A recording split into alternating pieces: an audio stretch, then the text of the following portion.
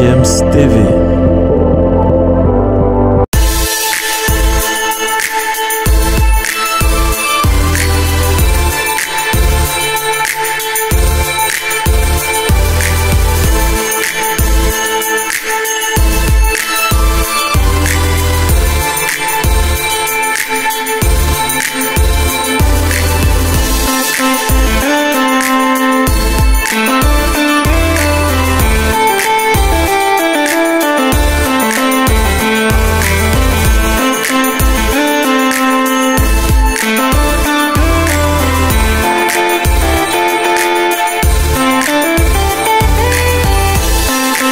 Bienvenue sur GMS TV, nous sommes sur Classico qui va donc revenir sur cette rencontre très alléchante entre l'Olympique de Marseille et le Paris Saint-Germain, un match qui comptait donc pour les huitièmes de finale de la Coupe de France qui s'est donc joué ce mercredi du côté du Vélodrome. Nous avons vécu hier le Classico entre l'Olympique de Marseille et le Paris Saint-Germain, un match comptant pour les huitièmes de finale de la Coupe de France, un match particulier au vu de la rivalité entre les deux équipes françaises.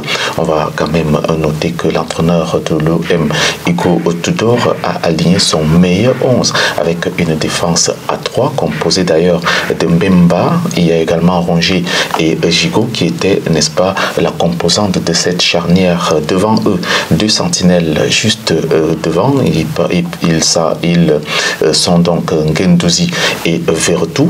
Puis juste à la pointe de l'attaque, on avait Alexis Sanchez qui était là pour essayer de déjouer les velléités parisiennes. Du côté du Paris Saint-Germain, Christophe Galtier lui a fait sans Kylian Mbappé blessé. Il y a également Presnel Kimpembe qui était aux tribunes et regardait ce match avec son retour de blessure. Ramos et Marquinhos formaient la charnière centrale et puis Danilo Pereira, le Portugais, était en sentinelle tout seul avec juste devant lui Verratti, Marco, Vitinha et puis Ruiz, juste pour, n'est-ce pas, soutenir l'attaque parisienne qui était donc composée de Lionel Messi, le champion du monde argentin, et Neymar, le brésilien.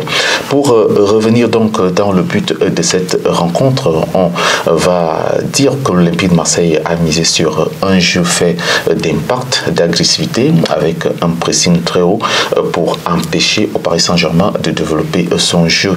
Les 22 acteurs nous ont servi un match plein d'intensité et les accrochages, d'où les 3 cartons jaunes écopés par Nuno Mendes, le latéral gauche du Paris Saint-Germain, et donc Mbemba chancelle, puis Guendouzi du côté de l'Olympique de Marseille.